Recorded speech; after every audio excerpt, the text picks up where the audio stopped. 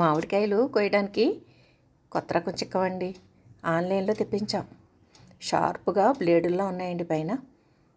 Just ఆ మామిడికాయ కాడ తగిలితే చాలండి, టప్మని వచ్చేస్తుంది. ఇదివరకు పాత చిక్కాలు ఉండేవి కదండి, అవి ఆ కోణంలో మామిడికాయ ఉండేలాగా పెట్టి లాగి లాగి కొడితేనే కానీ వచ్చేవి కాదు మామిడికాయలు. ఆ మామిడికాయలకి ఆ కార్నర్లో ఆ ప్లేస్ తీసుకెళ్ళడం కోసం చాలా అవస్థలు అయ్యేదండి. ఆ కార్నర్లో ముచ్చిక వెళ్తేనే మామిడికాయలు ఆ చిక్కంలో పడేవి. ఇప్పుడు ఈ చిక్కానికి ఆ ప్రాబ్లం లేదండి. జస్ట్ ఆ బ్లేడ్స్లా ఉండడంతో టక్కమని మామిడికాయలు తెగిపోయి ఆ బుట్టలోకి వచ్చేస్తున్నాయి. అలాగే ఈ గొట్టాలు కూడానండి, మనకంటే ఇంతవరకు ఆ పై పార్ట్ వరకు ఇచ్చారండి. కింద ఈ గొట్టాలు అవి మనం ఎక్స్టెన్షన్ కింద ఈ స్టీల్ గొట్టాలు పెట్టాము మేము. మనం స్టీల్ అయినా పెట్టొచ్చు, ప్లాస్టిక్ అయినా పెట్టొచ్చు. కొంచెం హోల్స్ పెట్టేసండి, అంటే ఇది ఆ పైన ఈ గొట్టం కిందకు వచ్చేస్తుందండి.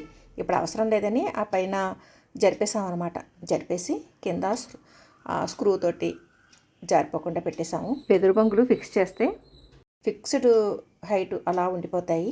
ఇదైతే అలా కాదండి, మనకి ఎన్ని కావాలన్నా ఒక గొట్టంలోకి ఒకటి వెళ్ళేలాగా మనం పెట్టేసుకోవచ్చు. అంటే సరాసరి ఒకటే గొట్టం అంటే మనకి ఈజీగా ఉండదు కదండి పక్కన పెట్టుకోవడానికి అట్లని. అందుకని ఇలాగా జాయింట్ చేసుకునేలాగా మేము పెట్టామన్నమాట.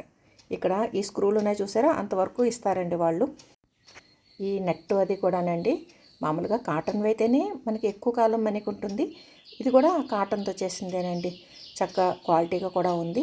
ఒకవేళ ఈ నెట్టు తెగిపోయినా కానీ మనం ఈ చెక్కాలు అవి అల్లే వాళ్ళు ఉంటారు కదండి, వాళ్ళకి ఇచ్చామంటే వాళ్ళు మళ్ళీ మనకి అల్లేసి ఇచ్చేస్తారు.